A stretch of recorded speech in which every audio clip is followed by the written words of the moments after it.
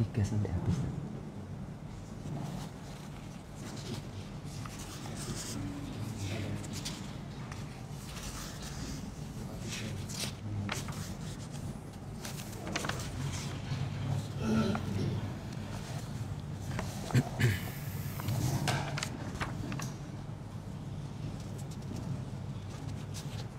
أعوذ بالله من الشيطان الرجيم أكفاركم خير من أولئكم أم لكم براءة في الزبر أم يقولون نحن جميع منتصر سيهزم الجمع ويولون الدبر بل الساعة موعدهم والساعة أدهى وأمر إن المجرمين في ضلال وسعر يوم يسحبون في النار على وجوههم ذوقوا مس سقر إنا كل شيء خلقناه بقدر وما أمرنا إلا واحدة كلمح بالبصر ولقد أهلكنا أشياعكم فهل من مدكر وكل شيء فعلوه في الزبر وكل صغير وكبير مستقر إن المتقين في جنات ونهر في مقعد صدق عند مليك مقتدر.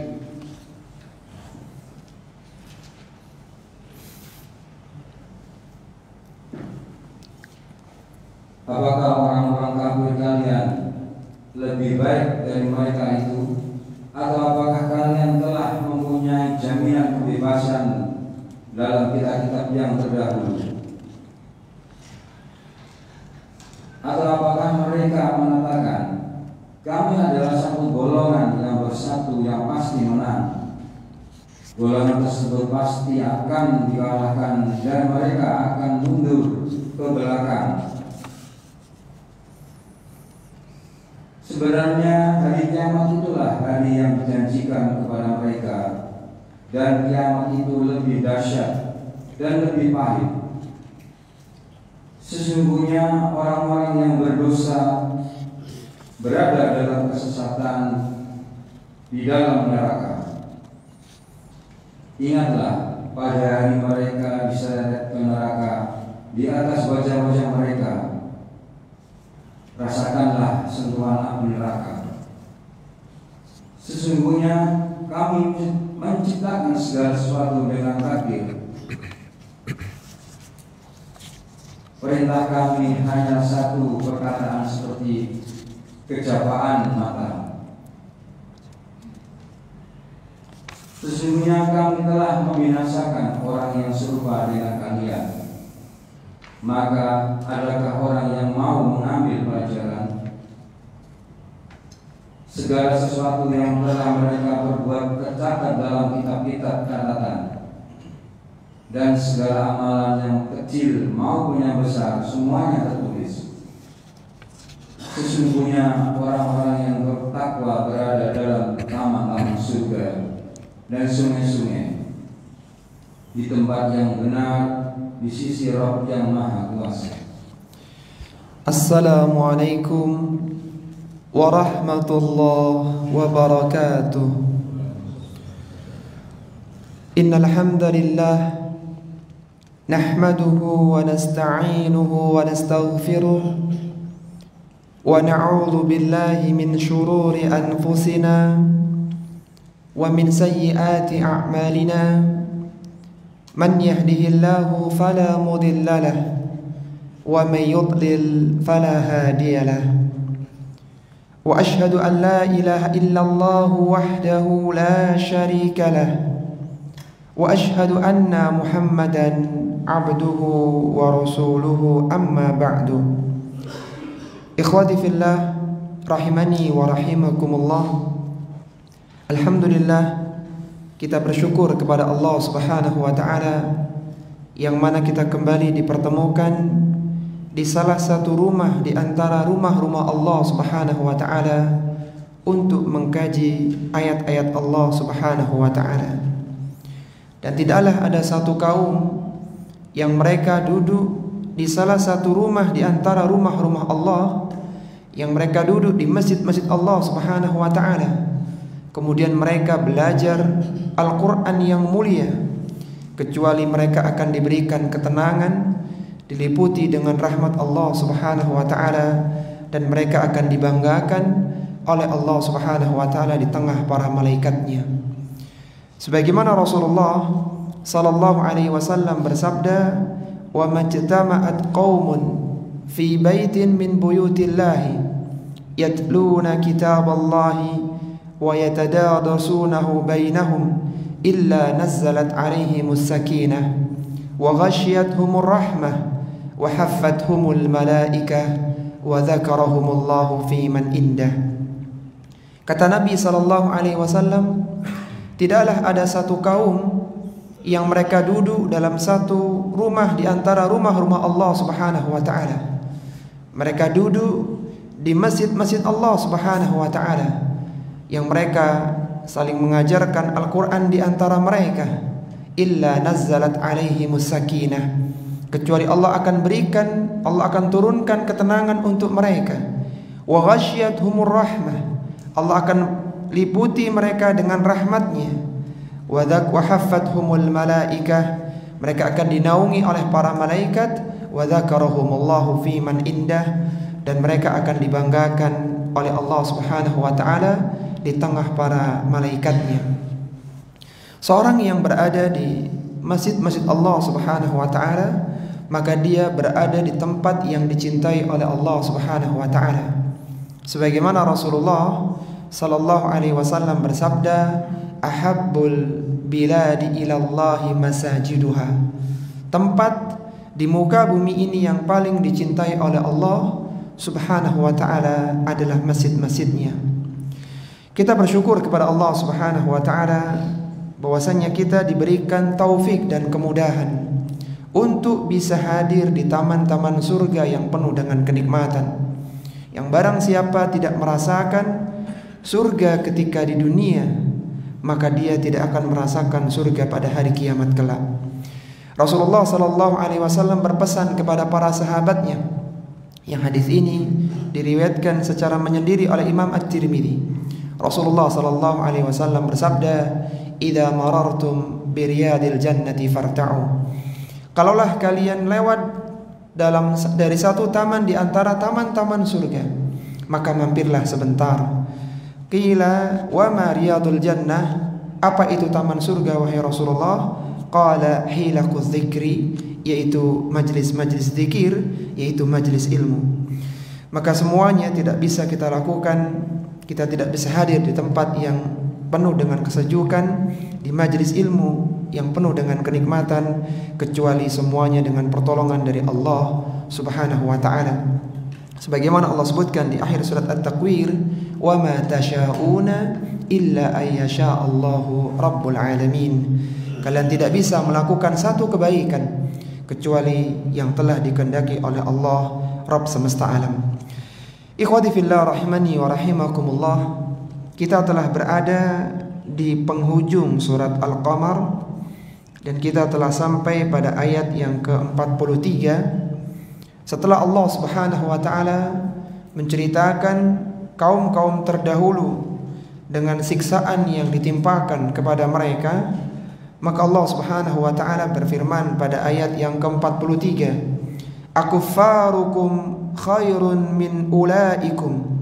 Apakah orang-orang kafir kalian, itu orang-orang kafir musyrik Makkah waktu itu, khairun min ulaikum, itu lebih baik daripada mereka, yaitu mereka lebih baik daripada kaum Nuh, kaum Ad, kaum Tsamud, kaum Lut, bahkan Fir'aun dan pengikutnya, yang mana mereka semua dibinasakan oleh Allah Subhanahu wa ta'ala dengan berbagai siksanya. Kalaulah mereka lebih baik, maka mereka bisa aman dari siksaan Allah Subhanahu wa ta'ala. Am lakum bara'atun fiz zubur, ataukah kalian memiliki jaminan kebebasan bahwa kalian dipersilahkan untuk melakukan apapun yang kalian inginkan dan kalian tidak akan mendapatkan siksaan, dan jaminan itu tertulis dalam kitab-kitab nabi-nabi yang terdahulu. Ini menunjukkan bahwa orang-orang kafir dengan kesyirikannya dan dosa-dosa yang mereka lakukan ketika di dunia tidak mendapatkan jaminan bahwa mereka akan dimasukkan ke dalam surga. Justru sebaliknya, mereka diancam dengan siksa, baik itu ketika di dunia apalagi ketika pada hari kiamat nantinya. Kemudian Allah Subhanahu wa ta'ala menyebutkan, am yaquluna nahnu jami'un muntasir, atau apakah mereka akan mengatakan nahnu jami'un muntasir, kami adalah golongan yang bersatu yang pasti akan menang dengan musuh-musuh kami. Artinya ketika terjadi peperangan, karena ini adalah ayat Makkiyah, antara kaum muslimin dengan orang kafir, maka orang kafir pasti menang, mengalahkan kaum muslimin. Maka semua ini menunjukkan bahwa keyakinan orang-orang kafir itu adalah keyakinan yang lemah, yang tidak ada dalilnya dalam kitab-kitab terdahulu, dan mereka diancam dengan sisaan yang berat baik ketika di dunia maupun di akhirat. Kemudian Allah Subhanahu wa ta'ala menyebutkan sayuhzamul jam'u wa yuwalluna dubur. Golongan tersebut, itu golongan orang-orang kafir, itu mereka akan dikalahkan, wa yuwalluna dubur, dan mereka akan mundur ke belakang. Ayat ini turun menjelaskan tentang kejadian kekalahan orang-orang kafir Quraisy di perang Badar tanggal 17 Ramadan tahun 2 Hijriah. Ada dua peperangan di bulan Ramadan yang dilakukan oleh Nabi sallallahu alaihi wasallam ketika di fase Madinah, karena di Makkah beliau belum diizinkan untuk berperang. Yang pertama adalah tanggal 17 Ramadan tahun 2 Hijriah, yaitu perang Badar, dan pada tahun 8 Hijriah di bulan Ramadan ketika Fathu Makkah, yang mana Rasulullah hanya diizinkan di waktu yang singkat supaya tidak terjadi banyak pertumpahan darah di tanah haram, yaitu di Makkah. Di tanggal 17 Ramadan tahun 2 Hijriah, maka berangkatlah kaum muslimin yang berjumlah 319 orang menghadapi 1000 orang pasukan orang-orang Makkah. Dan di antara yang tidak ikut perang di kalangan kaum muslimin waktu itu adalah Utsman bin Affan radhiyallahu taala anhu, karena Utsman bin Affan harus menjaga istrinya Ruqayyah yang sedang sakit keras dan akhirnya wafat di hari kemenangan perang Badar tanggal 17 Ramadan tahun 2 Hijriah. Awalnya kejadian perang Badar itu hanyalah ingin menuntut balas harta-harta kaum muslimin yang dirampas, yang tertinggal di Mekah. Kita tahu bahwasannya kaum muslimin ini berangkat dari Mekah ke Madinah, dan mereka tidak bisa membawa aset-aset besar seperti tanah yang ada di Mekah, rumah yang besar yang ada di Mekah, semuanya ditinggalkan. Dan itu semua dimiliki oleh orang-orang Quraisy yang ada di Mekah. Sehingga Nabi SAW dan para sahabatnya berinisiatif untuk menghadang kafilah dagang Abu Sufyan. Abu Sufyan, Hindun, bahkan Muawiyah. Muawiyah ini anaknya Abu Sufyan.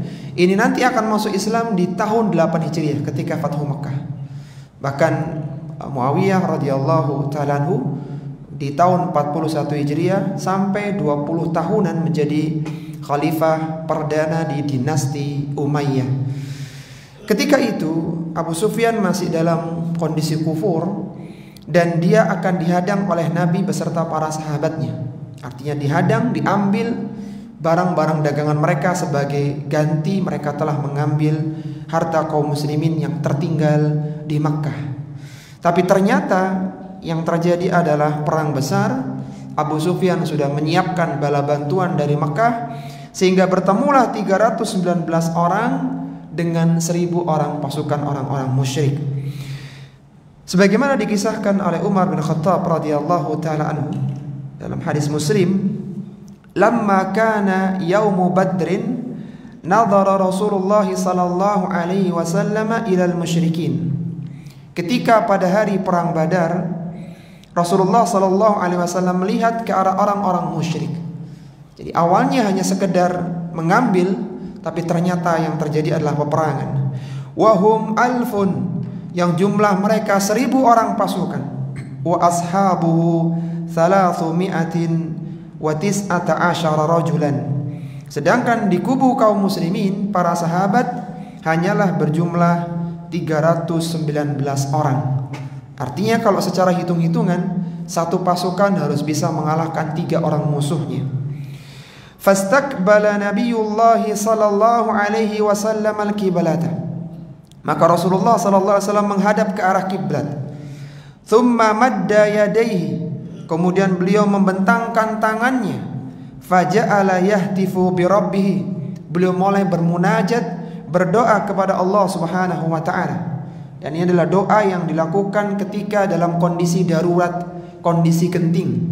Kita tahu bahwa cara mengangkat tangan dalam doa itu ada 3. Yang pertama adalah doa standar dengan menggabungkan antara telapak tangan kanan dengan tangan kiri setinggi dada, ini yang standar.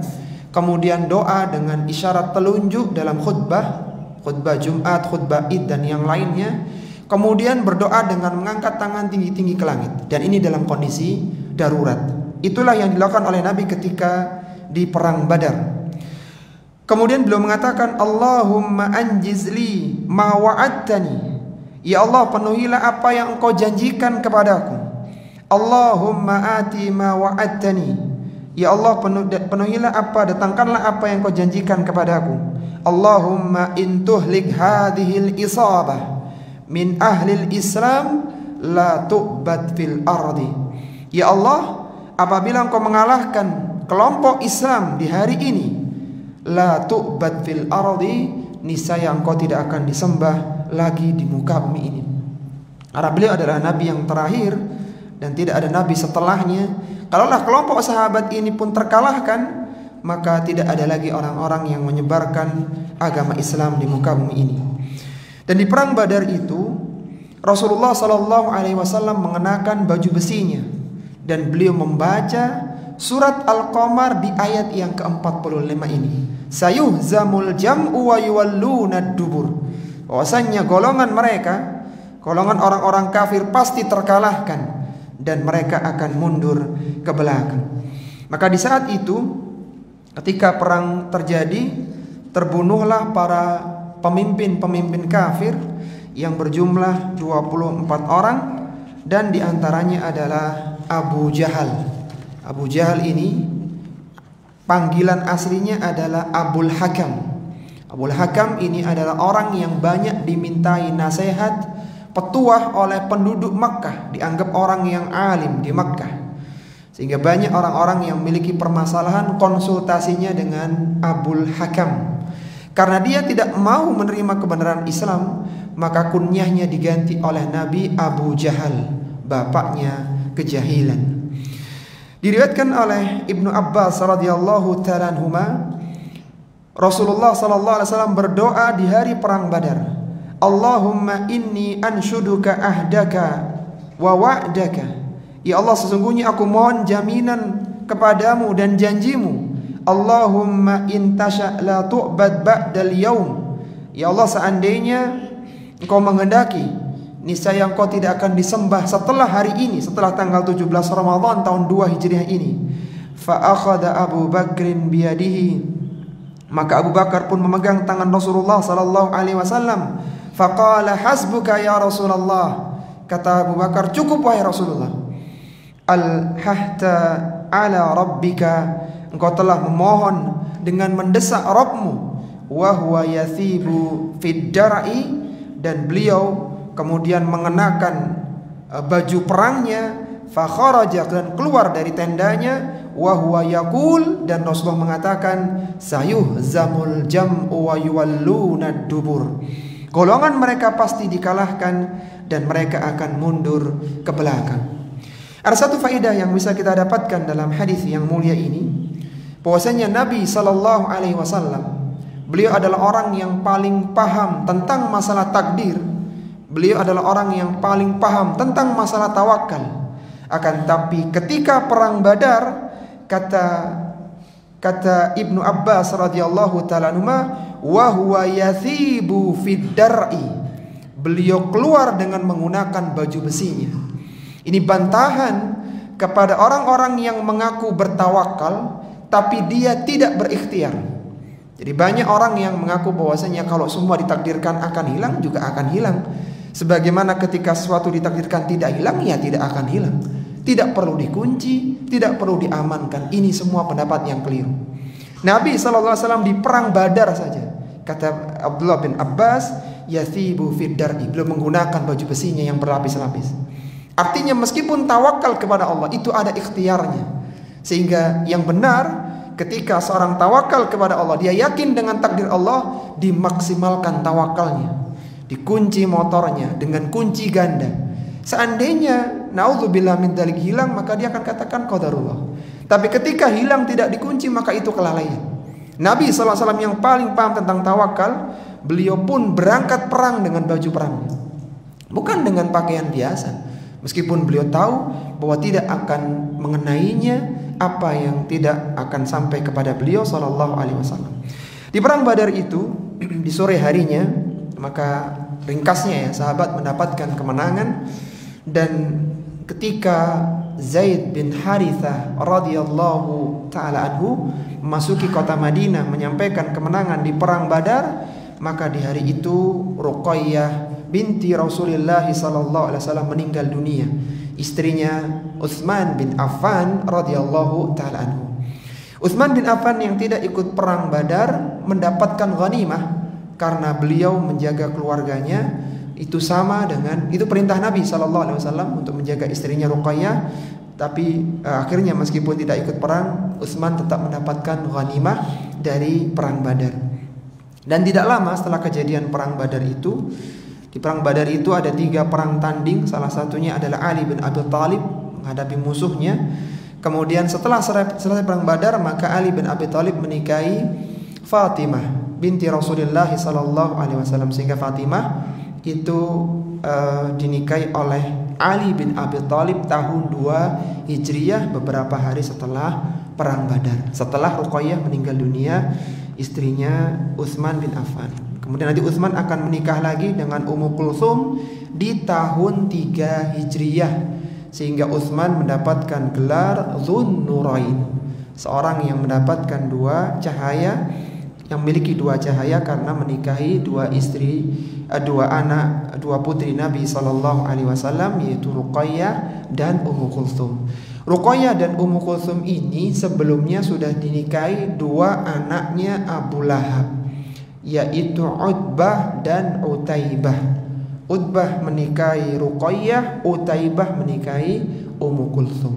Tapi setelah turun surat Asy-Syu'ara itu, akhirnya Abu Lahab memerintahkan agar anak-anaknya menceraikan anak-anak Nabi sallallahu alaihi wasallam, sehingga dinikahi oleh Utsman, Ruqayyah, dan kemudian dinikahi pula Ummu Kulsum. Dan di perang Badar itu, 7 hari setelah perang Badar, Abu Lahab meninggal dunia. Abu Lahab mati dengan penyakit adasah, yaitu penyakit bisul di sekujur tubuhnya. Akhirnya dia mati, dan Abu Lahab tidak ikut dalam perang Badar.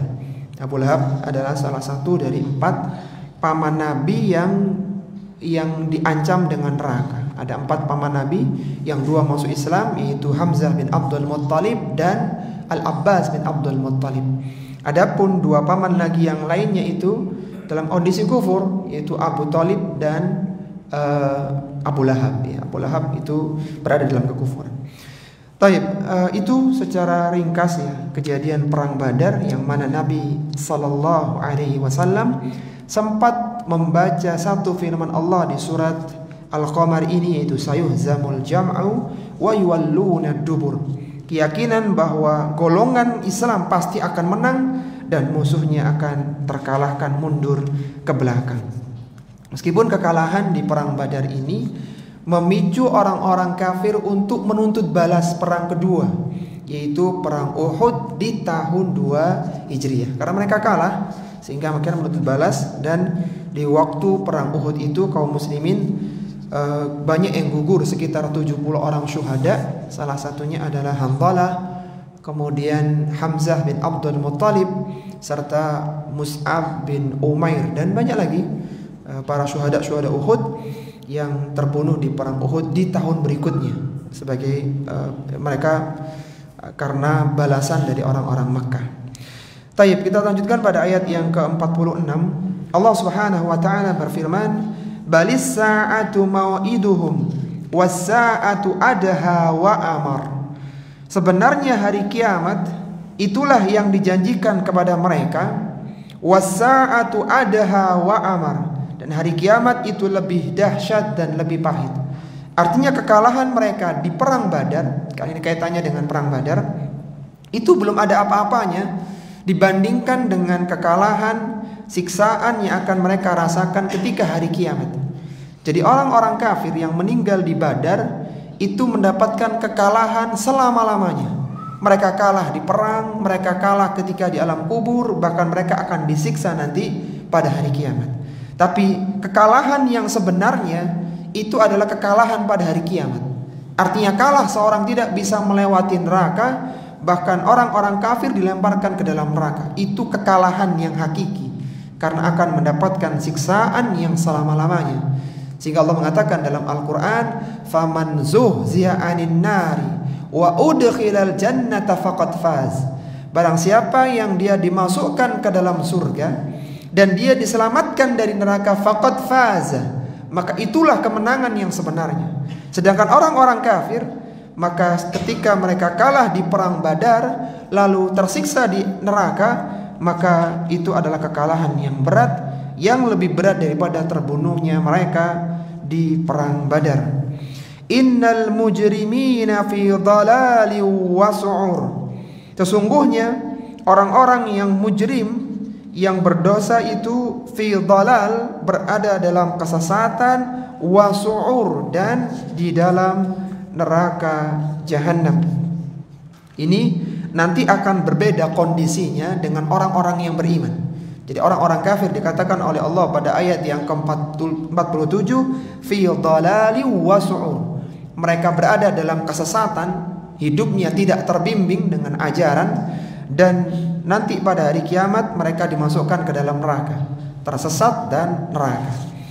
Kemudian Allah Subhanahu wa taala menyebutkan pada ayat yang berikutnya, yauma yushabuna fin nari ala wujuhihim dhuqu massa saqar inna kulla syai'in khalaqnahu biqadar. Kata Allah Subhanahu wa taala, ingatlah pada hari mereka diseret ke neraka, ala wujuhihim, di atas wajah-wajah mereka, dzuqu massa saqar, maka dikatakan kepada mereka, rasakanlah sentuhan api neraka. Inna kulla syai'in khalaqnahu biqadar. Sesungguhnya segala sesuatu diciptakan berdasarkan takdirnya. Ayat yang mulia ini para jamaah rahimani wa rahimakumullah, dua ayat ini, itu surat Al-Qamar di ayat 48 dan 49, adalah satu-satunya ayat dalam surat Al-Qamar yang memiliki sababun nuzul, yang memiliki sebab diturunkannya ayat ini. Jadi tadi ayat yang sayuhzamul jam'u wa yuwalluna dubur itu bukan turun ketika perang Badar, tapi itu ayat yang dibaca Nabi di perang Badar. Jadi berbeda. Ada ayat yang berkaitan, ada hadis yang berkaitan dengan ayat, ada hadis yang menjadi sababun nuzul ayat. Yang tadi kita bacakan itu ayat yang dibaca oleh Nabi ketika perang Badar, bukan turun ketika perang Badar. Adapun ada ayat yang disebutkan oleh hadis ya, bahwa memiliki sababun nuzul, dan ini satu-satunya ayat dalam surat Al-Qamar, yaitu firman Allah, yauma yushabuna fin nari ala wujuhihim dhuqu massa saqar inna kulla syai'in khalaqnahu biqadar. Dua ayat yang mulia ini turun berkaitan tentang bantahan orang-orang musyrik Quraisy kepada Rasulullah sallallahu alaihi wasallam di dalam masalah takdir. Jadi mereka membantah dalam masalah takdir sehingga diancam dengan dua ayat yang mulia ini. Sebagaimana diriwayatkan dari sahabiyun jalil Abu Hurairah radhiyallahu taala anhu, ia mengatakan, jaa musyriku Quraisyin yukhasimuna Rasulullah sallallahu alaihi wasallam fil qadar. Datanglah orang-orang musyrik Quraisy yang mereka membantah Rasulullah sallallahu alaihi wasallam tentang masalah takdir. Mereka tidak percaya dengan takdir, mereka tidak meyakini adanya takdir, bahkan mereka mendustakan adanya takdir. Fanazalat, maka turunlah firman Allah Subhanahu wa taala, yauma yushabuna fin nari ala wujuhihim dhuqu massa saqar. Pada hari yang mana mereka akan diseret di atas wajah-wajah mereka dan dikatakan kepada mereka, rasakanlah sentuhan api neraka. Inna kulla syai'in khalaqnahu biqadar. Sesungguhnya segala sesuatu diciptakan berdasarkan takdirnya. Satu hadis tidak bisa dijadikan sebagai sababun nuzul untuk satu ayat, bahkan satu surat tertentu, kecuali terpenuhi dua syaratnya. Yang pertama, hadis itu adalah hadis yang bisa digunakan sebagai hujjah. Hadisnya adalah hadis yang sahih, minimal hadis yang hasan. Sehingga hadis-hadis dhaif tidak bisa digunakan sebagai sababun nuzul, karena dia bukan berasal dari Nabi sallallahu alaihi wasallam. Kemudian syarat yang kedua, hadis bisa dijadikan sebagai sababun nuzul, sebagai sebab turunnya satu ayat atau surat tertentu apabila ada qarinah, ada indikasi bahwa hadis itu menjadi sebab turunnya ayat-ayat tertentu. Dan salah satu qarinahnya adalah lafaz yang berbunyi wa nazalat hadhil ayah fa anzalallahu hadhil ayah, dan yang semisalnya, yang menunjukkan ada kejadian kemudian turunlah ayat yang mulia itu. Dan ayat ini turun berkenaan dengan tadi bantahan orang-orang musyrik Quraisy terhadap takdir kepada Nabi sallallahu alaihi wasallam. Maka mereka diancam dengan ancaman yang sangat berat, yaitu pada hari kiamat mereka akan diseret ala wujuhim, di atas wajah-wajah mereka. Menyeret orang-orang kafir pada hari kiamat di atas wajah mereka. Kemudian dikatakan duku massa saqar, rasakanlah siksaan, sentuhan neraka saqar. Melakukan seperti ini atau perlakuan seperti ini kepada orang-orang kafir ketika hari kiamat ini untuk merendahkan mereka dengan perendahan dengan dua lapisannya, yaitu perendahan secara fisik dan perendahan secara psikis, perendahan secara badan dan perendahan secara hati. Perendahan secara fisik, mereka direndahkan dengan diseret di atas wajah-wajah mereka, yang mana wajah adalah tempat bagian tubuh yang mulia, yang menjadi simbol kehormatan bagi manusia. Pada hari kiamat diseret yang wajah itu sejajar dengan kaki-kaki manusia. Ini secara fisik. Jadi mereka disiksa, ditarik di wajah yang merupakan kehormatan, direndahkan sejajar dengan kaki manusia, dan dalam kondisi diseret. Kemudian yang kedua adalah perendahan secara psikis, secara hati. Ketika mereka diseret tidak dibiarkan, tapi dicela dengan celaan penghinaan, dzuku massa saqar. Rasakanlah, sebentar lagi kalian akan merasakan sentuhan neraka saqar. Jadi sudah disiksa fisiknya, direndahkan kehormatannya, dan dicela hatinya. Ini merupakan dua bentuk perendahan untuk mereka karena mereka mendustakan takdir Allah Subhanahu wa taala. Suatu ketika ada seorang sahabat, ketika Nabi SAW menjelaskan bahwa orang-orang kafir akan diseret di atas wajah-wajah mereka pada hari kiamat, maka ada orang yang mengatakan anna rajulan qala, ada seorang yang bertanya kepada Nabi SAW, ya Nabi Allah, yuhsyarul kafiru ala wajhihi yaumal qiyamah. Wahai Rasulullah, wahai Nabiullah, apakah orang-orang kafir akan digiring, akan diseret ke neraka ala wajhihi yaumal qiyamah, pada wajah-wajah mereka pada hari kiamat? Artinya apakah ada yang akan nyeret mereka pada hari kiamat? Kan orang kafir itu banyak jumlahnya. Apa mungkin seperti ini? Apa kata Nabi SAW? Qala alaysa alladhi amshahu ala rijlaini fid dunya qadiran ala ayyamsiyahu ala wajhihi yaumal qiyamah. Kata Nabi SAW, bukankah Rabb yang telah membuatnya bisa berjalan dengan kedua kakinya ketika di dunia? Qadiran, Rabb itu juga mampu menjadikan mereka bisa berjalan diseret di atas wajah-wajah mereka pada hari kiamat. Artinya apa sulitnya bagi Allah Subhanahu wa taala? Sebagaimana Allah bisa memberikan kekuatan untuk mereka berjalan di atas kedua kakinya, maka tidak sulit bagi Allah untuk menyeret mereka di atas wajah-wajah mereka pada hari kiamat.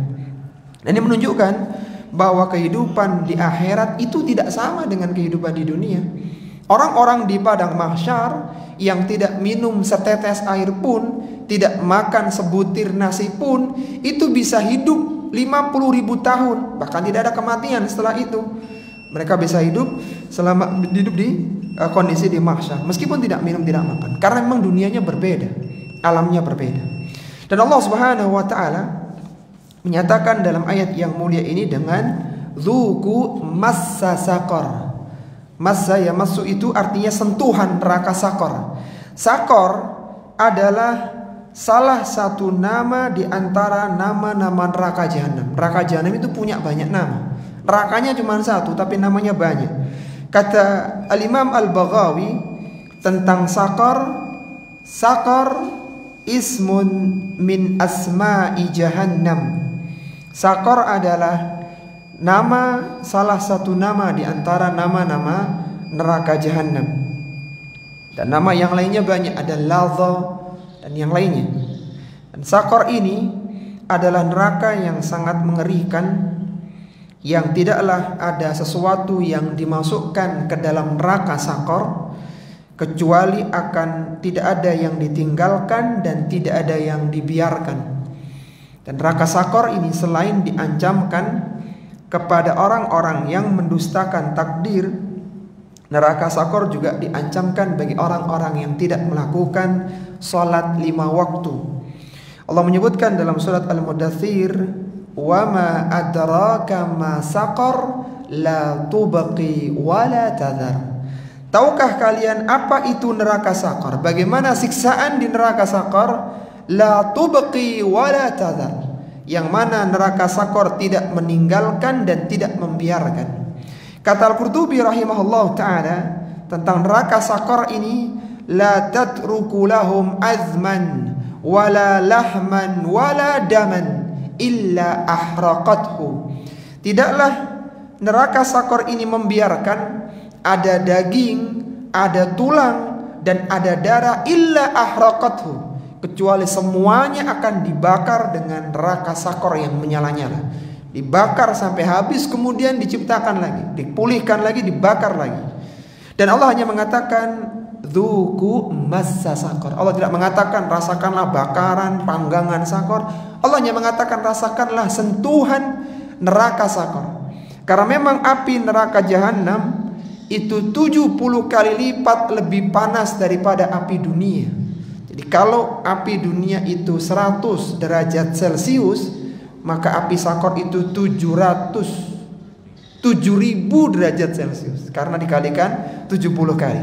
Kata Nabi SAW, narukum juz'un min sab'ina juz'an min nari jahannam. Api kalian ini hanyalah satu bagian dari 70 bagian api neraka Jahannam. Qila ya Rasulullah in kanat lakafiyah. Kata para sahabat, api yang seperti ini sudah cukup panas wahai Rasulullah. Qala fuddilat alaihinna bitis'atin wa sittina juz'an kulluhunna mithlu harriha. Allah akan lipat gandakan panasnya 69 kali lipatnya, dan setiap tingkatan itu sama di dalam panasnya. Jadi kalau api dunia itu awalnya itu dingin, hangat, panas, panas sekali, mendidih, ada level-levelnya, nggak langsung panas. Adapun api neraka ketika di start itu sudah langsung panas, mendidih sekali. Itu dengan lapisan 69 kali lipatnya. Sehingga cukup Allah mengatakan dzuqu massa saqar. Dikatakan oleh para malaikat, rasakanlah sentuhan neraka sakor. Baru sentuhan saja itu sudah memberikan siksaan yang luar biasa. Kenapa orang-orang musyrik ini dimasukkan ke dalam neraka sakor? Selain karena kekufuran mereka, karena mereka ini tidak percaya dengan takdir. Mereka membantah adanya takdir, dan itu menjadikan mereka dimasukkan ke dalam sakor. Allah menyebutkan inna kulla syai'in khalaqnahu biqadar. Sesungguhnya segala sesuatu telah diciptakan berdasarkan takdirnya. Ayat yang mulia ini surat Al-Qamar ayat yang ke-48 dan ke-49, meskipun turun berkaitan tentang bantahan orang-orang musyrik terhadap adanya takdir, ayat itu turun dengan kejadian yang khusus, tapi ayat itu hukumnya berlaku dalam kejadian-kejadian yang serupa. Artinya kalaulah ada orang yang mendustakan takdir, dia tidak mempercayai adanya takdir, maka diancam dengan neraka sakor seperti yang dirasakan oleh orang kafir. Sebagaimana kaidah dalam tafsir Al-Quran di kaidah yang kedua, al-ibratu bi umumil alfaz la bi khususil asbab. Bahwasannya pelajaran diambil dari umumnya lafaz, bukan dari khususnya sebab. Meskipun ayat itu turun berkaitan dengan orang-orang musyrik yang mendustakan takdir, akan tapi kalau ada orang-orang Islam yang dia tidak percaya dengan takdir, mendustakan takdir, dia pun diancam dengan ancaman yang sama. Dan akan ada sekelompok manusia yang dia mendustakan dan tidak percaya dengan takdir Allah Subhanahu wa taala. Sebagaimana Rasulullah sallallahu alaihi wasallam bersabda, sayakunu min ummati aqwamun yukadzibuna bil qadar. Akan ada segolongan dari umatku yang mereka akan mendustakan takdir. Takdir adalah bagian dari akidah, dari keyakinan. Dan masalah takdir ini ada dua kelompok yang menyimpang. Ada kelompok Jabriyah dan kelompok Qadariyah. Orang yang merasa dipaksa dengan takdir dan orang yang merasa dia membuat takdir. Jadi dua kelompok ini adalah dua kelompok yang menyimpang. Yang satu itu mereka merasa tidak bisa keluar dari takdir, artinya dipaksa. Sedangkan yang kedua merasa bahwa takdir itu di tangan mereka. Artinya apakah mereka akan jadi orang miskin atau orang kaya, orang pandai atau orang yang tidak memiliki pengetahuan dan seterusnya, itu semua tergantung mereka. Ini semua dua keyakinan yang menyimpang karena menyelisih nas-nas dalil yang ada. Suatu ketika Ibnu Ad-Dailami, seorang tabi'in, dia pernah mendatangi Ubay bin Ka'ab radhiyallahu taala anhu. Dia mengatakan, di hatiku masih ada ganjalan tentang masalah takdir.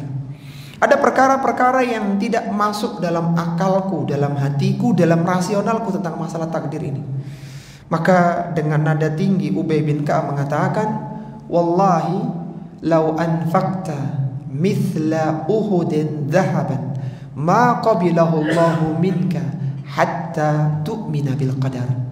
Kata Ubay bin Ka'ab radhiyallahu ta'ala kepada Ibnu Ad-Dailami, demi Allah, seandainya engkau berinfak dengan gunung Uhud berupa emas, ma qabilahu Allahu minka, Allah tidak akan terima infakmu itu hatta tu'mina bil qadar, sampai engkau beriman dengan takdir ini. Gunung Uhud itu adalah sebuah gunung, dia dikatakan Uhud karena dua alasannya. Gunung Uhud itu di perbatasan di Madinah. Di sana ada Syuhada Uhud di bawahnya. Gunung Uhud dikatakan Gunung Uhud karena dua alasan. Yang pertama karena dia ahad, karena dia menyendiri. Jadi dari pegunungan-pegunungan batu menyendiri Uhud ini, nggak bergandeng dengan pegunungan-pegunungan lain, relatif jauh yang lainnya. Kemudian dikatakan ahad karena dia bersambung. Jadi bentuknya agak letter L begitu, agak melingkar, yang kalau dihitung panjangnya sekitar 3 kilometeran. Gunung Uhud besar sekali Gunung Uhud. Jadi kelihatan kalau yang naik itu kelihatan dari bawah lerengnya. Jadi kalau ada orang yang berinfak emas sebesar Gunung Uhud yang 3 kilometer itu, maka Allah tidak akan menerimanya sampai dia beriman dengan takdir Allah Subhanahu wa taala. Kenapa? Karena takdir bagian dari pokok keimanan.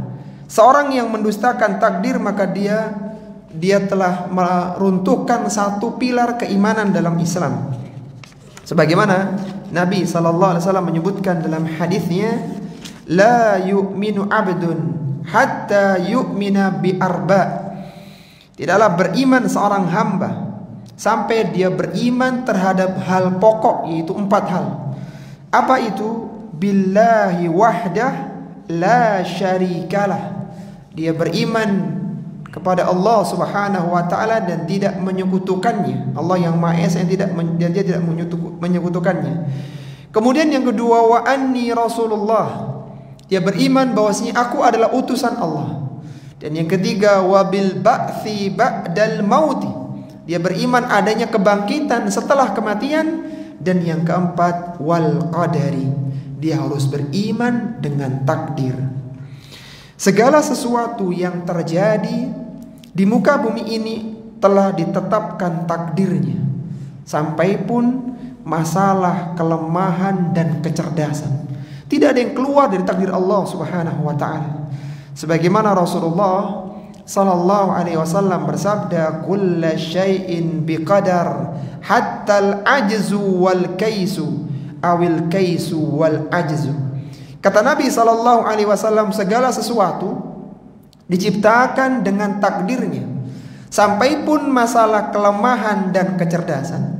Jadi seorang punya anak yang asalnya lemah kemudian pintarnya luar biasa, awil kaisu wal ajzu, atau orang yang asalnya pintar kemudian jadi lemah, itu semua takdir Allah Subhanahu wa taala. Bahkan keimanan dan kekufuran, apakah nanti seorang masuk surga atau masuk neraka, semuanya itu dalam bingkai takdir Allah Subhanahu wa taala. Sebagaimana Nabi sallallahu alaihi wasallam bersabda, khalaqallahu Yahya ibn Zakaria fi batni ummihi mu'minan. Allah telah menciptakan Yahya bin Zakaria. Nama Yahya ini nama yang diberikan oleh Allah Subhanahu wa taala kepada putranya Nabi Zakaria, yang Allah sebutkan dalam Al-Quran di surat Maryam. Yang itu Allah berikan khusus untuk putra Nabi Zakaria. Allah ciptakan Nabi Yahya bin Zakaria fi batni ummi, sejak di perut ibunya, mukminan, dalam kondisi dia akan menjadi orang yang beriman, bahkan menjadi nabi. Yahya bin Zakaria ini, wa khalaqa fir'auna fi batni ummihi kafiran. Sebagaimana Allah telah ciptakan Fir'aun sejak di perut ibunya, dia belum keluar, sudah Allah tetapkan ini orang akan menjadi orang kafir, bahkan menjadi orang yang paling kafir, karena dia mengatakan ana rabbukumul a'la, aku adalah Rabb kalian yang paling tinggi. Semuanya tidak ada yang keluar dari takdir Allah Subhanahu wa ta'ala. Sehingga seorang harus meyakini bahwa dia tidak akan mendapatkan manfaat dan tidak akan mendapatkan madarat kecuali apa yang takdirkan oleh Allah Subhanahu wa taala kepadanya. Rasulullah sallallahu alaihi wasallam bersabda, wa'lam annal ummata law ijtama'at ala ay yanfa'uka bi syai'in lam yanfa'uka bi syai'in illa qad katabahu Allahu laka. Ketahuilah, seandainya seluruh umat itu berkumpul ingin memberikan manfaat kepadamu, ingin mengangkat kedudukanmu, ingin berikan harta kepadamu, semuanya berkumpul, akan tapi mereka tidak akan bisa memberikan manfaat kepadamu illa qad katabahu Allahu laka, kecuali hanya sebatas apa yang telah Allah tetapkan kebaikan untukmu. Walau ijtama'u ala ayyadurruka bi syai'in, Seandainya semua manusia berkumpul ingin memudaratkan, ingin membunuhmu, ingin memberikan bahaya kepadamu, lam yadurruka illa bisyai'in qad katabahu Allahu 'alaika. Mereka tidak bisa memberikan mudarat, bahaya, kecuali yang telah Allah tetapkan untukmu. Rufi'atil aklamu wa jaffatis suhuf. Telah diangkatlah pena-pena takdir dan telah keringlah lembaran-lembaran takdir. Ini menunjukkan bahwa takdir itu sudah ditetapkan, dan takdir seorang tidak bisa keluar dari takdir Allah Subhanahu wa taala.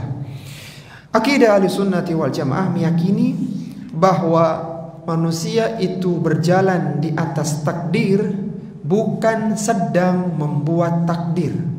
Tapi yang perlu kita ketahui, seorang tidak pernah tahu apa takdirnya, bagaimana takdirnya, kecuali setelah terjadinya. Jadi meskipun kita berjalan di atas takdir, kita tidak tahu apa yang akan terjadi besok, apa yang akan terjadi kita siang nanti, kita tidak tahu.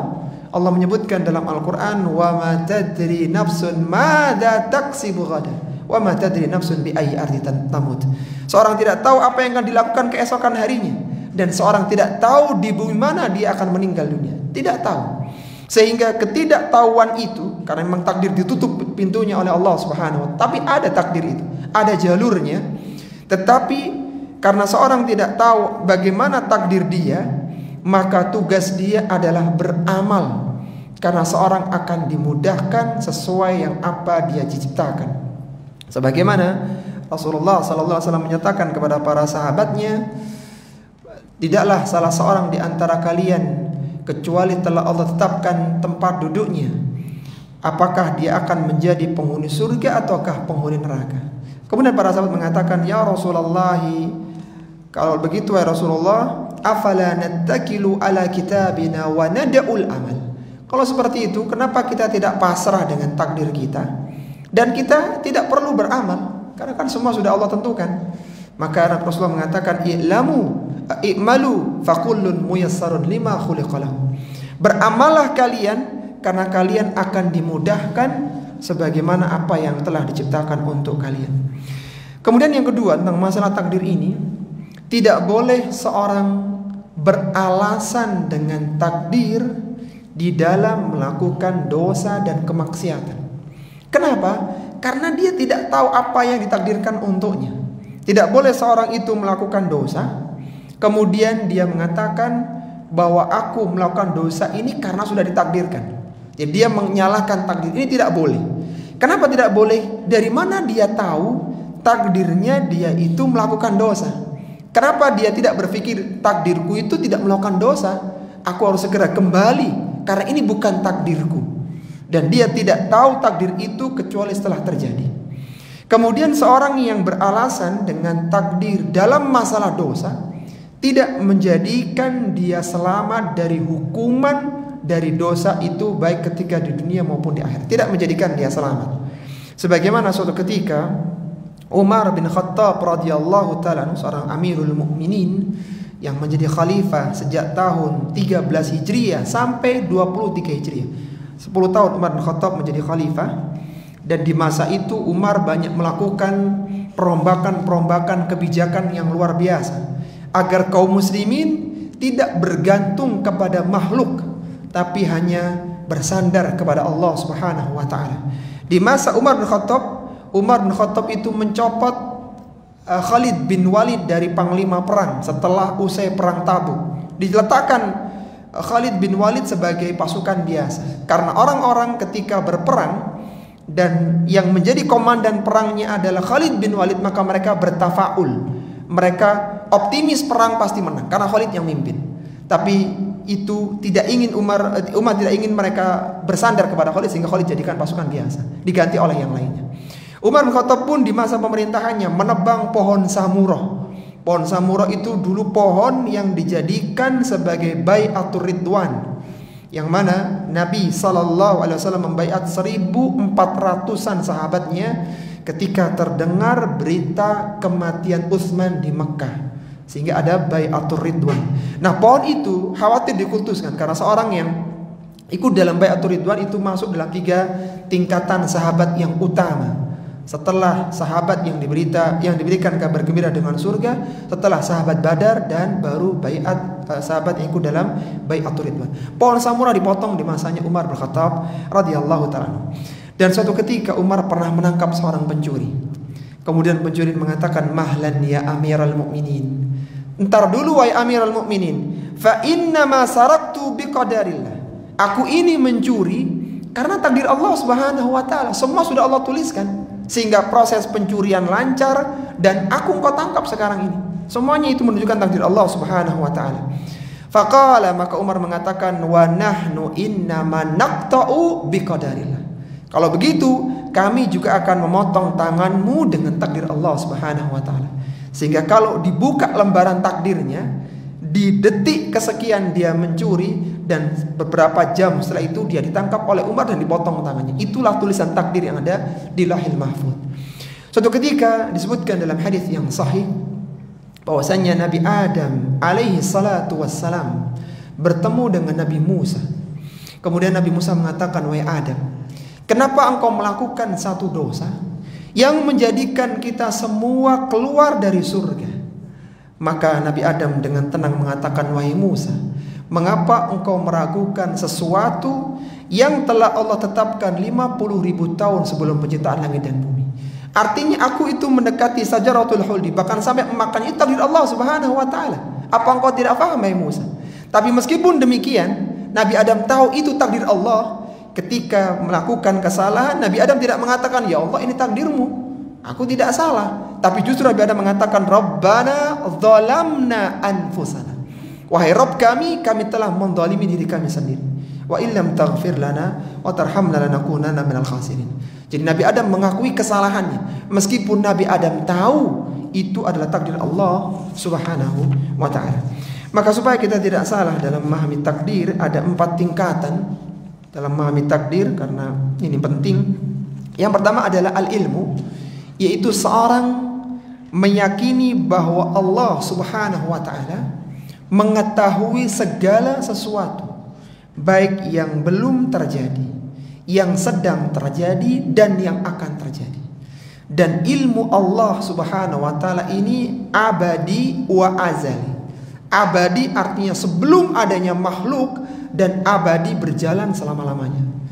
Allah tahu kapan ada daun itu jatuh dan kapan ada biji-bijian akan tumbuh sebelum daun dan bijinya itu ada. Allah sebutkan dalam Al-Quran, "Wa indahu mafatihul ghaibi." Dan di sisi Allah lah kunci-kunci perkara yang gaib. La ya'lamuha illa huwa.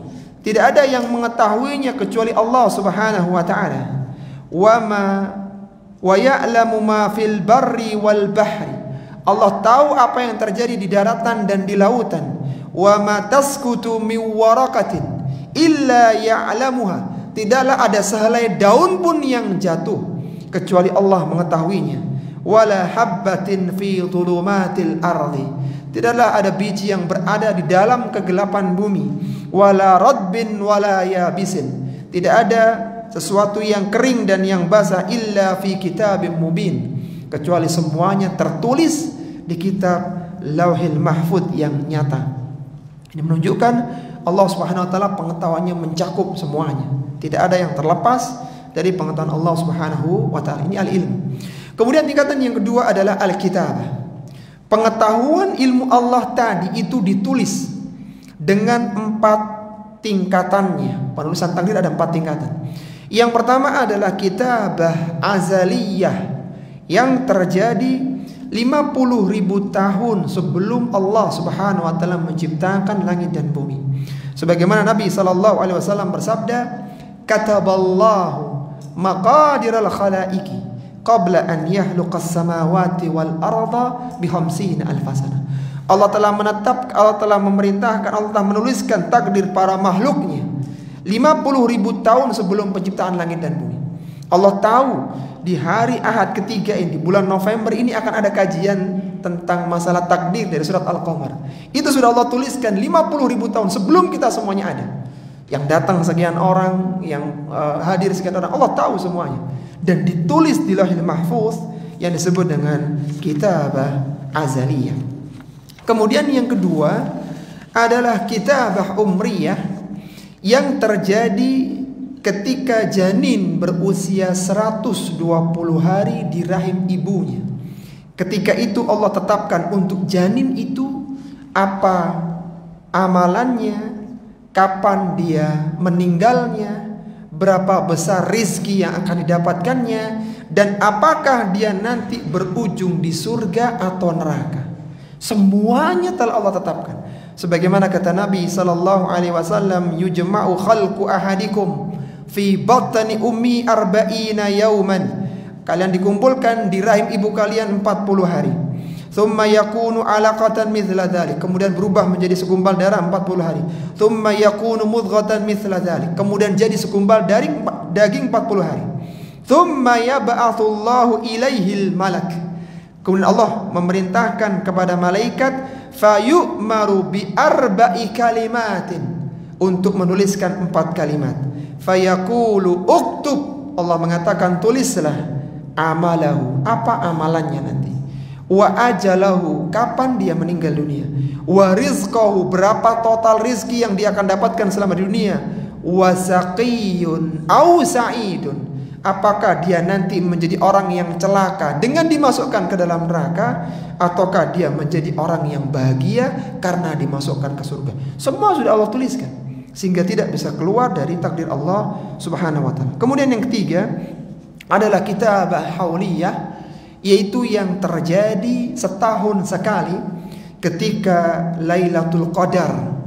Kalaulah tadi kitabah azaliyah itu umum, mencakup semuanya sampai kiamat, adapun kitabah hauliyah itu penekanannya untuk merinci takdir yang terjadi selama setahun, dari mulai Lailatul Qadar tahun ini sampai Lailatul Qadar tahun depan.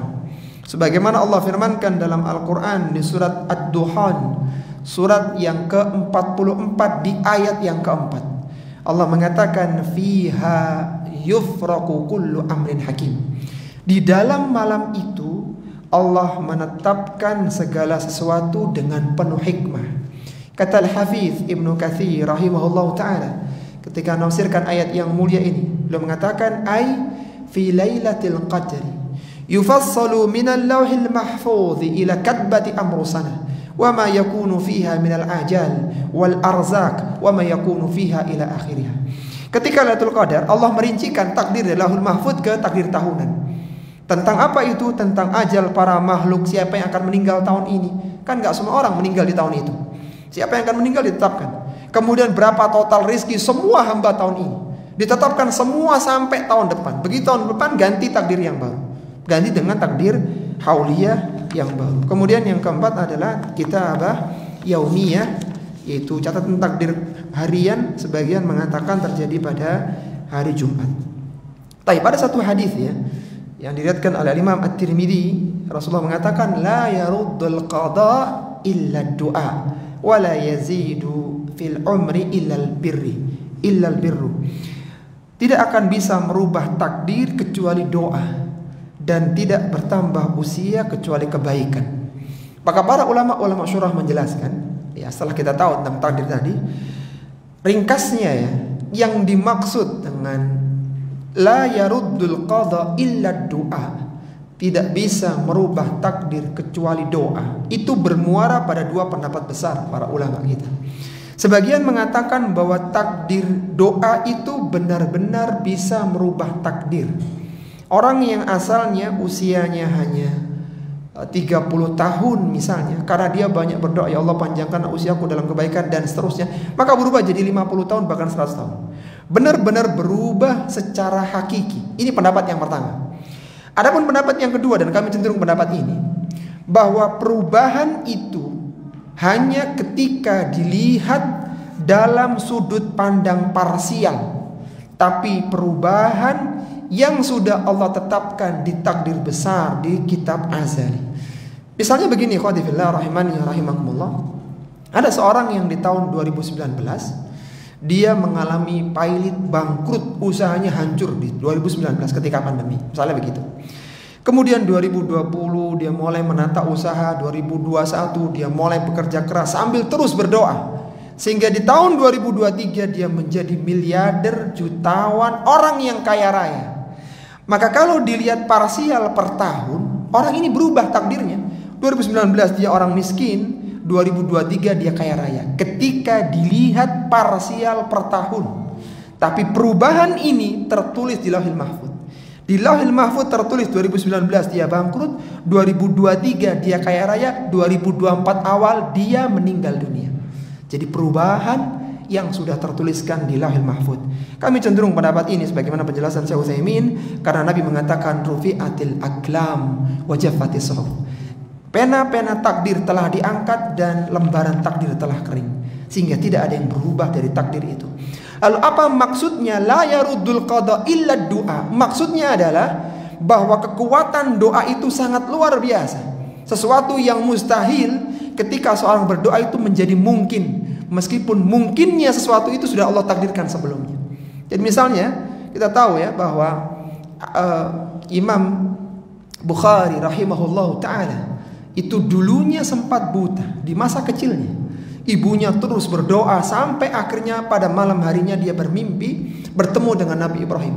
Dan keesokan paginya Bukhari pun bisa melihat dengan sempurna. Itu doa seperti itu. Meskipun semuanya takdir Allah Subhanahu wa taala. Tapi la yaruddul qada illa du'a menunjukkan kekuatan doa yang luar biasa, yang hampir-hampir seperti merubah takdir yang ada. Kemudian yang ketiga adalah al-masyiah, yaitu meyakini bahwa semua yang terjadi dengan kehendak Allah. Meskipun kehendak Allah terbagi dua, ada masyiah kauniyah dan ada masyiah syar'iyah. Masyiah kauniyah adalah kehendak Allah yang terjadi, tapi masyiah kauniyah adalah kehendak Allah yang terjadi tapi belum tentu Allah cintai. Sedangkan masyiah syar'iyah adalah kehendak Allah yang bisa jadi tidak terjadi tapi Allah mencintainya. Dan masyiah kauniyah serta syar'iyah berjalan di atas hikmah Allah Subhanahu wa taala. Contohnya, Allah menghendaki semua manusia menjadi orang yang bertauhid, menjadi seorang muslim yang bertauhid. Ini kehendak Allah yang Allah cintai secara syar'iyah. Tapi kenyataannya banyak orang yang kufur, dan ini berjalan secara kauniyah. Apa hikmahnya? Banyak sekali. Dengan adanya kekufuran ada dakwah, dengan adanya kekufuran ada jihad, ada banyak kebaikan di situ. Jadi semuanya berjalan dengan takdir Allah Subhanahu wa taala. Tentang masalah masyiah, kita meyakini bahwa manusia punya kehendak, tapi kehendak manusia dalam bingkai kehendak Allah Subhanahu wa taala. Orang-orang Jabriyah meyakini mereka tidak punya kehendak. Mereka dipaksa dengan takdir. Jadi mereka tidak bisa berbuat kecuali dengan paksaan takdir. Ini paksaan Allah Subhanahu wa taala menurut mereka. Tapi akidah Ahlussunnah wal Jamaah meyakini bahwa kita punya kehendak, meskipun kehendak kita dalam bingkai kehendak Allah Subhanahu wa taala. Kalau kita boleh menganalogikan, ada dua lingkaran ya. Lingkaran kecil ini bingkai kehendak manusia. Disinilah manusia ingin kaya, ingin pandai, ingin sehat, ingin selamat, berbagai keinginannya. Kemudian di atasnya ada bingkai kehendak Allah Subhanahu wa taala. Kehendak manusia tidak keluar dari bingkai kehendak Allah Subhanahu wa taala. Sebagaimana Allah sebutkan dalam surat Al-Baqarah, ketika Allah menjelaskan tentang suami yang akan mendatangi istrinya, Allah mengatakan hunna nisa'ukum harthul lakum fa'tu harthakum anna syi'tum. Kata Allah Subhanahu wa taala, istri kalian adalah ladang untuk kalian. Fa'tu harthakum anna syi'tum. Allah mengatakan datangi istri kalian sekehendak kalian. Seandainya manusia dipaksa, tidak punya kehendak, maka seharusnya ayat itu berbunyi fa'tu harthakum ayyasha Allah. Datangi istri kalian sekehendak Allah. Tapi Allah mengatakan datangi istri kalian sekehendak kalian. Ini menunjukkan suami punya kehendak, tapi kehendak itu tahta masyiatillah. Allah sebutkan di ayat surat At-Takwir, wa ma tasyauna illa ayyasha Allahu rabbul alamin. Tidaklah kalian menghendaki satu keinginan kecuali semuanya dalam bingkai keinginan Allah Subhanahu wa taala. Karena kalau orang dipaksa, seharusnya dia tidak kena hukuman. Tapi ketika seorang berkehendak, dia punya pilihan, dan karena dia punya pilihan maka dia mendapatkan konsekuensi dari pilihannya. Yang keempat, yang terakhir adalah al-khalaq, ya, bahwa semua yang terjadi itu adalah takdir Allah Subhanahu wa taala, baik itu kebaikan atau keburukan. Wa khalaqa kulla syai'in faqaddarahu taqdira. Dan segala sesuatu itu Allah ciptakan takdir dengan serapi-rapinya. Jadi kebaikan dan keburukan semua ciptaan Allah, meskipun keburukan tidak boleh dinisbahkan kepada Allah sebagai bentuk adab kepada Allah Subhanahu wa taala. Baik, sekarang kita lanjutkan di 3 ayat, beberapa ayat terakhir, ya. Wa ma amruna illa wahidatun kalamhim bil basar. Perintah kami hanyalah satu perkataan seperti kejapan mata. Allah ketika menghendaki sesuatu maka hanya mengatakan kun, maka jadilah sesuatu itu. Innama amruhu idza arada syai'an ay yaqula lahu kun fayakun. Keadaannya jika Allah menghendaki maka Allah mengatakan kun, maka jadilah itu terjadi. Meskipun ada beberapa yang Allah jadikan tidak langsung jadi, salah satunya adalah penciptaan langit dan bumi yang dalam 6 hari. Walaqad ahlakna asya'akum fahal mim muddakir. Sesungguhnya kami membinasakan orang-orang yang serupa dengan kalian karena kekufuran dan kemaksiatan mereka, dan salah satunya karena mereka mendustakan takdir Allah Subhanahu wa taala. Fahal mim muddakir. Apakah ada orang yang mau mengambil pelajaran dari kejadian yang menimpa orang-orang sebelumnya?